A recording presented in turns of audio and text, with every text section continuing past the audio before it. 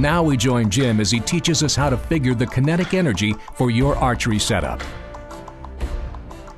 This is the time of year when all the brand new bows hit the market. And the very first thing I do when I get my new bow is work out how many foot-pounds of kinetic energy that I'm generating. Now this is some good math that you can do at home to determine how many foot-pounds of kinetic energy you're generating with your package. Now this is my last year's setup. Now this year I'm going to probably be shooting the new Destroyer 340 or the new 350, and I also shoot the Gold Tip Ultralight. Okay, this arrow is one of the straightest arrows ever made. It's extremely tough and durable, and it's my arrow of choice. So what we're generating last year's with my Captain, I was shooting 70 pounds at 402 grain arrow. Now you can pick up an arrow scale for about $35 to $100, or you can determine your own arrow weight by just simply doing a little math.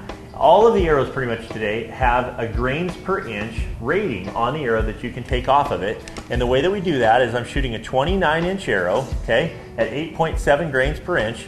I have 3 fletches at 6 grains apiece.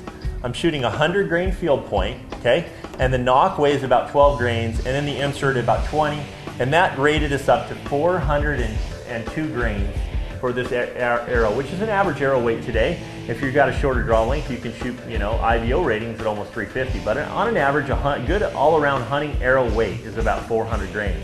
Now, the simple math that you can do is speed times speed. So that, in my speed, is 280 feet a second, so it's 280 times 280 times weight. My weight's 402 grains, and then I divide that by 0.45240, and that got me right at 70 foot-pounds of kinetic energy. Now, something to pay attention to is arrow weight and speed. They all have a factor on how many foot-pounds of kinetic energy, but the most important thing is arrow placement with a good sharp broadhead, and you have a short blood trail. Now think about this.